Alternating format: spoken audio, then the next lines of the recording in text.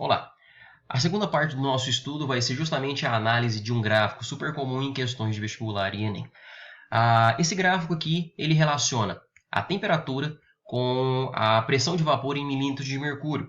Lembrando, 760 milímetros de mercúrio equivalem a 1 atmosfera, ou seja, neste ponto, a 1 atmosfera ou 760 milímetros de mercúrio, você tem a passagem do líquido para o gás, independente de qual substância você tiver.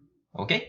Continuando aqui, nós temos o seguinte. Essa análise nós vamos fazer em cima de três variáveis, que são temperatura de ebulição, volatilidade e pressão de vapor, onde serão representadas temperatura com T maiúsculo, volatilidade com VLT e pressão de vapor PVAP. Tudo bem? Aqui nós temos três espécies. Nós temos o éter, o álcool etílico e a água. Pois bem, o que nós temos a respeito de temperatura, como é fácil de se analisar aqui no nosso gráfico. Nós temos a temperatura de ebulição do meu componente C é muito maior que a do meu componente B, que é maior do meu componente A. Em outras palavras, eu vou precisar de uma maior temperatura, de uma maior energia para fazer com que a água entre em ebulição do que o meu álcool etílico, do que o meu éter. Tudo bem? Temperatura de ebulição da água é de 100 graus Celsius, do meu álcool etílico 78 e do meu éter 35 graus Celsius. Ou seja, temperatura do C é maior que a temperatura de B, que é maior que a temperatura de A.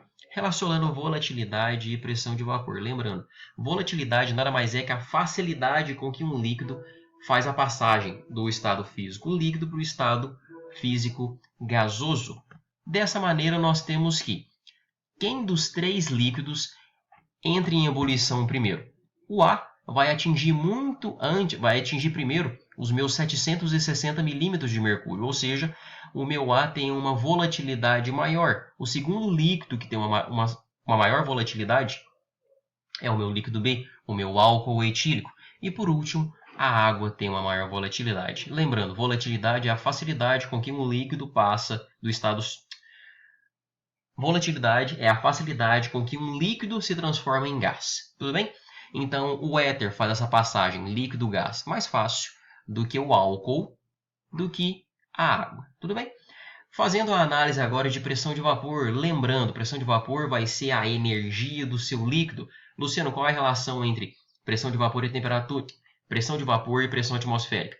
O líquido só vai entrar em ebulição quando a pressão de vapor se igualar à pressão atmosférica. Então, quando a pressão de vapor for igual ou maior que a minha pressão atmosférica, sim, o seu líquido vai entrar em ebulição. Dessa maneira, o que nós temos é a minha pressão de vapor de A é maior que de B, maior que de C. Luciano, não entendi essa análise sua.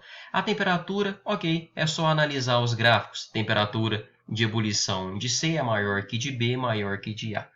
A volatilidade, a facilidade com que um líquido faz a passagem de líquido para gás. Então, o éter fez essa passagem mais rápido do que o B, do que o C. Mas pressão de vapor não ficou muito claro.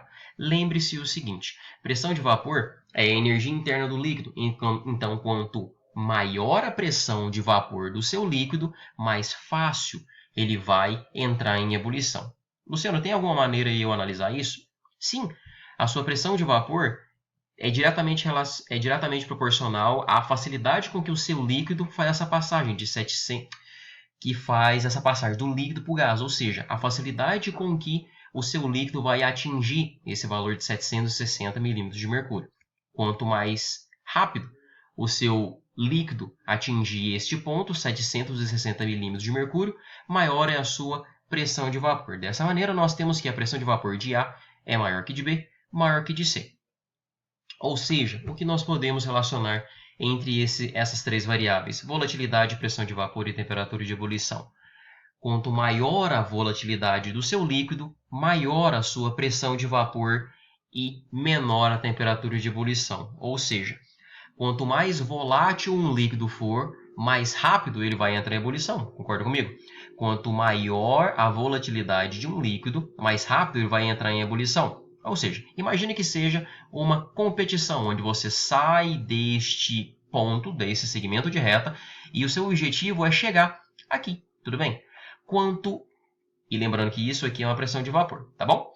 Quando você tem o seu líquido já com uma com alto valor de pressão, imagine que ele vai estar mais na frente dessa corrida. Então, quanto maior a pressão do seu líquido, mais rápido ele vai chegar nessa outra extremidade. De novo, quanto maior a volatilidade, mais fácil ele vai entrar em ebulição.